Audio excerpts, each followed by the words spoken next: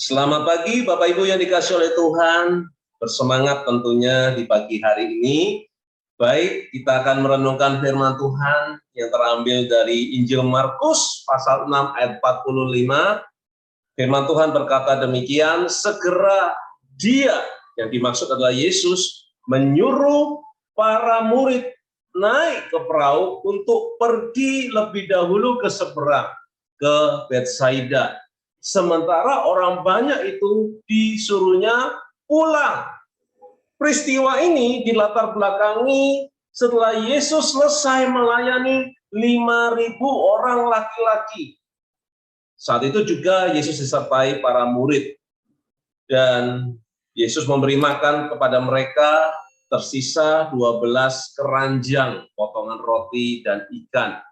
Yesus setelah itu menyendiri di atas bukit untuk merekonstruksi kembali pelayanannya. Yesus tidak ingin pelayanan yang Dia kerjakan adalah sesuatu yang biasa-biasa saja. Yesus ingin melalui pelayanannya ada dampak bagi jiwa-jiwa yang dilayaninya. Bagaimana dengan kita? Karena itu, Yesus perlu memisahkan diri setelah Dia selesai melayani. Semua orang disuruhnya pergi. Ayo kita belajar dari kehidupan Yesus. Bulan ini, tema di gereja kita adalah healing and restoration di dalam ministry. Nah, karena itu, bicara soal pelayanan, kita ambil dari teladan Yesus. Setelah Dia selesai melayani, apa yang Yesus lakukan? Mari kita melihat di Markus pasal 6 ayat 46. Markus 6 ayat 46 firman Tuhan berkata demikian. Setelah berpisah dari mereka, Yesus naik ke atas bukit untuk berdoa. Saudara, yang pertama yang Yesus lakukan setelah Dia selesai melayani adalah memisahkan diri. Melayani 5.000 orang laki-laki, apa yang dikatakan oleh Bible, itu tidak mudah loh. Itu baru 5.000 orang laki-laki. Apalagi ditambah wanita. Satu pria punya satu istri. Jadi totalnya 10.000. Ditambah anak. Anggap aja satu keluarga, satu anak. Berarti 15.000. Wah, tidak mudah, saudara. Memerlukan kekuatan ekstra, memerlukan tenaga ekstra. Karena itu, Yesus memisahkan diri dari para murid dan kerumunan banyak orang. Yesus menyuruh mereka untuk menyeberang terlebih dahulu, para muridnya, dan orang-orang yang mengikuti Dia disuruh pulang. Nah, itulah Yesus. Tujuannya yaitu untuk pemulihan. Wah, Yesus kan Tuhan, kenapa butuh pemulihan? Yang saya sampaikan di sini adalah dari sisi kemanusiaan. Yesus sepenuhnya Tuhan, Yesus sepenuhnya manusia. Nah, sebagai manusia, Dia perlu restorasi, Dia perlu pemulihan, baik pemulihan secara jasmani maupun pemulihan secara rohani. Kita menyebut dengan istilah rest. Rest secara tubuh jasmani adalah dengan tidur. Tapi ya jangan over tidurnya, saudara. 8 jam dalam satu hari. Rest secara rohani adalah dengan berdoa. Nah, di dalam rest tersebut adalah tujuannya mengisi daya, mengisi kekuatan. Sebuah handphone kalau dipakai menelepon, dipakai WhatsApp atau media sosial yang lain, buka YouTube dan sebagainya, suatu saat akan lowbat, perlu di-charge. Demikianlah hidup kita. Perlu adanya rest. Untuk apa? Secara jasmani, untuk mengisi daya kembali secara rohani, untuk mengisi kekuatan kita kembali. Kekuatan kita saat melayani adalah tubuh dan rohani dalam kondisi fit. Yesus memisahkan diri untuk berdoa di atas bukit. Ada banyak kita melayani, dan melayani. Itu bagus. Tetapi kita lupa untuk berdoa. Sehingga tidak heran pelayanannya menjadi hambar tanpa rasa. Jemaat tidak merasakan apa-apa, saudara, dari pelayanan kita. Nah, pentingnya kita berdoa. Berdoa bukan hanya sebelum kita melayani saja, tetapi setelah kita selesai melayani juga perlu kita berdoa. Dengan demikian pelayanan kita menjadi penuh dengan kuasa, pelayanan kita menjadi penuh dengan urapan. Sebagai imam pemuji, worshiper, worship leader, ketika mengutamakan doa di dalam pelayanannya, akan menghadirkan atmosfer surgawi saat menaikkan puji-pujian. Sebagai imam pemusik, ketika mengutamakan doa di dalam pelayanannya, akan membawa jemaat flowing dalam sungai hadirat Tuhan.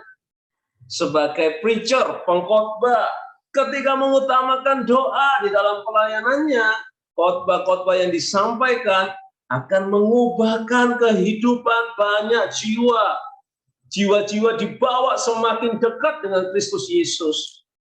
Dan sebagai usher, sebagai diaken, ketika mengutamakan doa di dalam pelayanannya, melalui senyuman ramah, menyambut jemaat yang hadir masuk ruang ibadah, mereka datang dengan beban yang berat, dengan masalah yang bertubi-tubi, mengalami impartasi sukacita melalui pelayanan saudara. Dan sebagai operator multimedia, ketika mengutamakan doa dalam pelayanannya, maka tayangan yang disajikan akan membuat jemaat merasakan healing and restoration. Katakan amin. Haleluya. Jadi siapapun kita harus mengutamakan kehidupan doa. Tidak ada orang yang kuat tanpa berdoa. Sekali lagi, tidak ada orang yang kuat tanpa berdoa. Saya, saudara, perlu berdoa. Amin. Sebab doa membuat pelayanan yang kita kerjakan menjadi sehat, berdampak, dan memuliakan Yesus Kristus senantiasa. Ini yang Tuhan mau, saudara.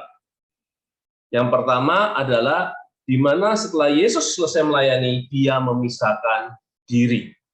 Yang kedua, Markus 6 ayat 48. Yesus melihat mereka mendayung dengan susah payah karena melawan arah angin. Kira-kira jam 3 malam, dia datang kepada mereka dengan berjalan di atas air danau itu, dan dia hendak melewati mereka. Saudara, ketika Yesus dari atas bukit, ternyata Yesus tidak diam-diaman. Yesus melihat para murid, dikatakan ayat 48 tadi. Mereka sedang mengalami kesukaran. Mereka sedang mendayung dengan susah payah karena melawan arah angin. Setelah Yesus memisahkan diri untuk berdoa di atas bukit, rupanya dia melihat ada problem yang dialami oleh para murid di tengah danau. Mereka mendayung dengan susah payah melawan arah angin. Dengan adanya kita memisahkan diri, kita punya waktu untuk merenungkan, kita punya waktu untuk mengamati apa yang menjadi kebutuhan orang-orang yang akan kita layani. Dengan demikian, pelayanan kita menjadi tepat sasaran, saudara. Tidak ada pelayanan asal pelayanan lagi, tetapi melayani dengan satu target, sasaran. Melayani tanpa mengetahui kebutuhan jemaat, ibarat kita menembak, tapi asal menembak, tidak ada target. Ketika orang yang dikonseling, dalam keadaan kesulitan keuangan misalkan. Konselor hanya menasihati, ya sudah berdoa saja, andalkan Tuhan Yesus pasti tolong saudara.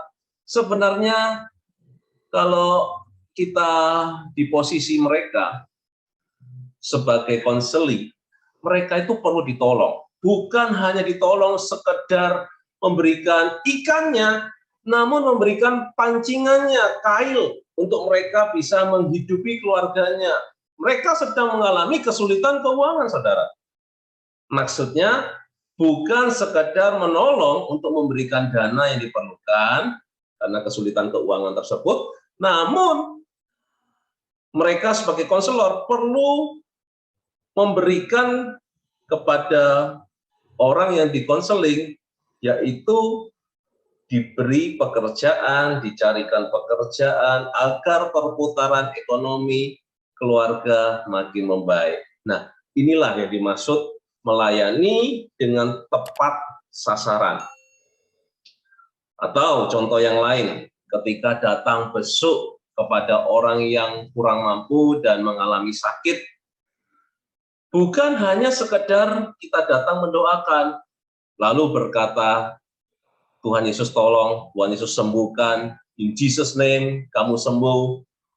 Lalu berkata, kan ada BPJS yang membiayai.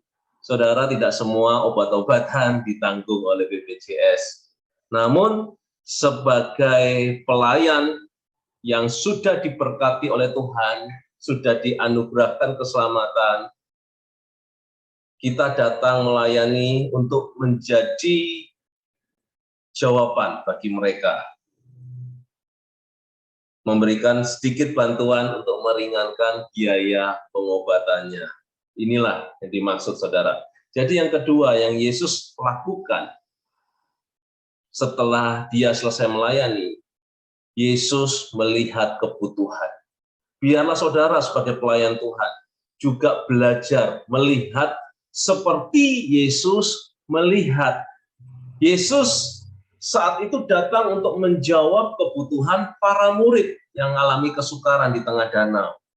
Nah, saya, saudara, sebagai gereja, kita harus bisa menjawab kebutuhan jiwa-jiwa.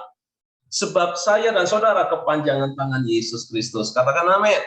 Bukan sekedar ingin menerima, namun juga memberi, dan memberi. What you give, that's what you get. Sekali lagi, what you give, that's what you get. And what you get is what you give. Maksudnya apa? Apa yang kau berikan, itulah yang akan kau terima. Apa yang kau dapatkan, yang kau terima, itulah yang engkau berikan. Dengan kata lain, warnailah pelayananmu dengan pengorbananmu. Wah. Sebab jika saudara menyebut itu adalah pelayanan, sementara tidak ada pengorbanan, itu bukan pelayanan yang seperti Yesus. Tuhan Yesus kita melayani dengan makna korban. Dia dicaci maki, korban perasaan, ya, mungkin juga korban uang, korban tenaga, bahkan Yesus korban nyawa. Tuhan Yesus kita tidak tuli dan buta. Pengorbanan yang saudara berikan di dalam ladang pelayanan tidak akan pernah kembali dengan sia-sia. Setuju katakan? Amin. Ketik di kolom chat, saudara.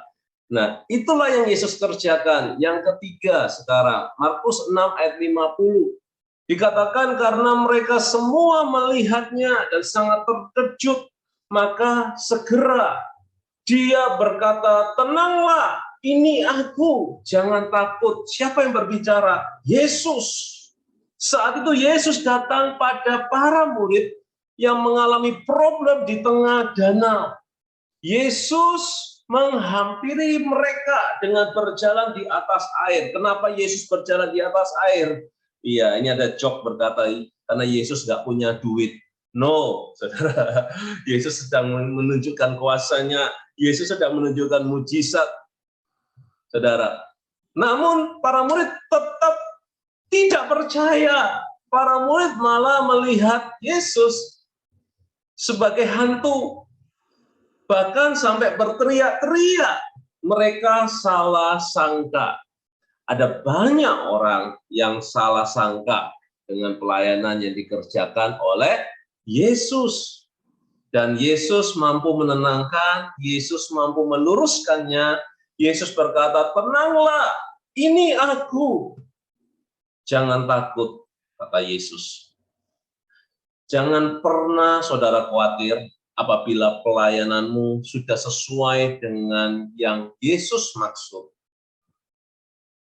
Orang lain salah sangka tentang pelayananmu, padahal engkau telah melayani dengan tulus hati tanpa harap imbalan dari manusia, entah itu berupa pujian dari manusia, ataukah berupa persembahan kasih. Engkau melayani dengan tulus.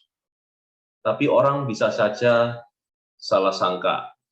Orang lain salah sangka tentang pelayananmu, padahal engkau telah memberitakan, menerapkan firman Tuhan dengan benar. Engkau memberitakan nama Bapa di surga Yahweh, engkau disalah sangka, dianggap sesat.